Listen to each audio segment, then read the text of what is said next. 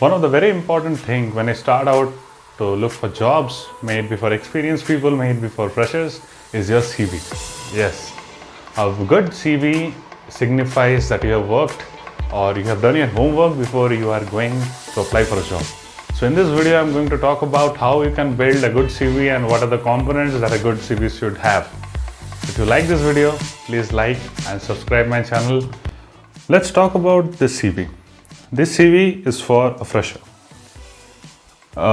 Just forget about names and all for the person. These are all fake names and fake people, so that we don't have any issues later on. So the very important thing when you graduate out of college is to showcase that what is the stream that you are on, and how enthusiastic are you in joining a new organization, and what can you offer to them.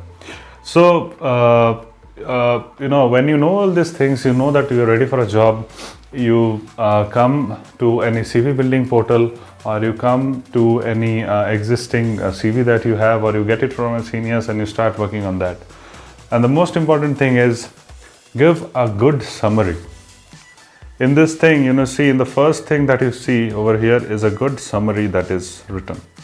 In the summary, it has to be, maybe a maximum 30 words, 50 words, in which you can explain your your whole experience, or as a package, what are you and what you can offer to the organization in a very short and precise manner. And on the top, you see the name and the details that are written over there.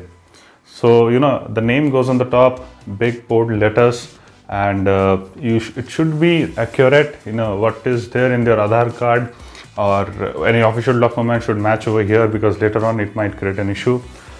The second thing comes is the role that you are, or what is your current designation. If you have worked anywhere, or if you have not worked anywhere since you are a fresher, you have to write here as BTech graduate.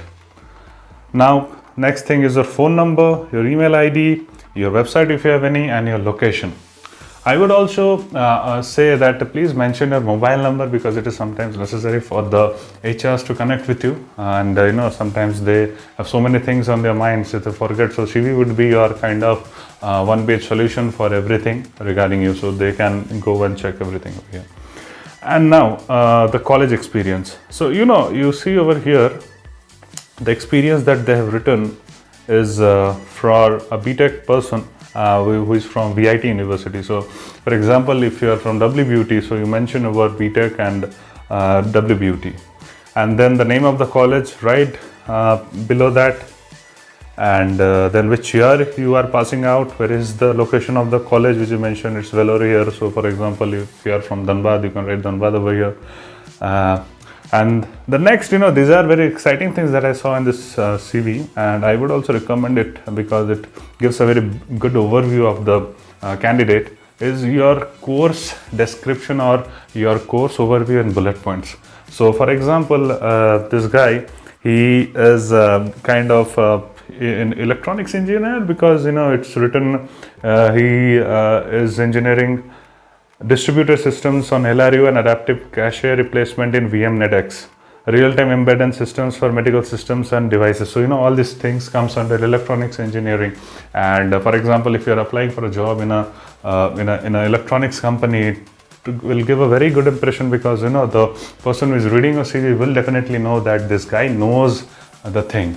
You can write that electronics engineer or electronics engineering. But when you subdivide your course into certain points, it's very, very, very awesome. So take an example of this one. And the next category is the experience. So we can always write if you have experience of any internship. For example, in a final year or some time after, on your third year for some people, or your final year, we go for internship into different places. So if you have some internship, you can mention that experience over here. Try to write in bullet points, because it makes reading very easier. Okay, the next section is the skills. For letting the interviewer know that what are you skilled on is very important, because that is one of the first points that they see on the CV.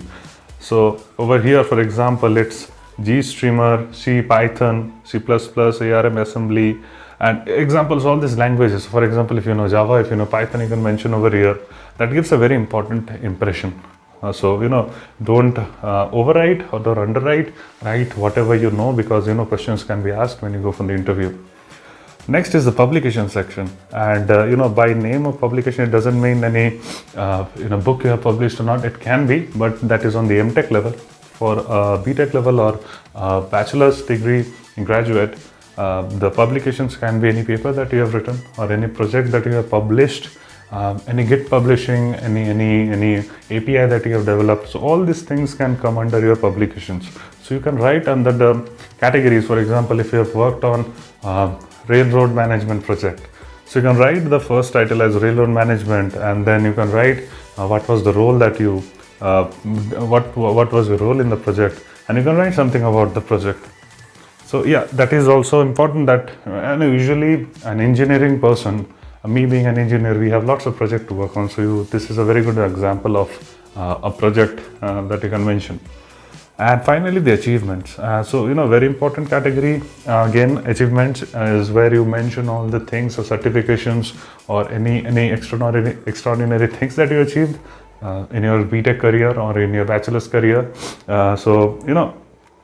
are certifications which you can do, ethical hacking or ISTQB or this kind of certifications. If you have done, you can mention that over here. So again, bullet points, it is very important that you mention in bullet points and small description of what was the certificate or what was the achievement regarding. So these were the basic overviews that you can have for a CV of a fresher, and the most important thing is make it as clear as possible, because you do not want to confuse the interviewer or the recruiter who is getting a first impression on your CV. Because if you write too much things, some people I have seen making 3 pages CVs, 4 pages CVs. I say it's not needed. Even a 1-pager CV, properly written, properly arranged, could make wonders. So target 1-pager CVs, and it again depends on how you have written. The content is very important. So make sure you are very accurate with whatever you have written, because if you mention, for example, achievement that you are you have achieved ethical hacking course, and you were first in the project competition that happened, and you don't produce a certificate or a proof, that might create a negative impression. So make sure you do that. And this was the part 1. Stay tuned for the part 2, which will talk about the experienced people's CV. If you have liked my video, please recommend it to your friends. My series of Engineer Speaks talks about different aspects of your professional life. It can be the interviews, it can be the CVs. So this is the first video which I am bringing on the CVs.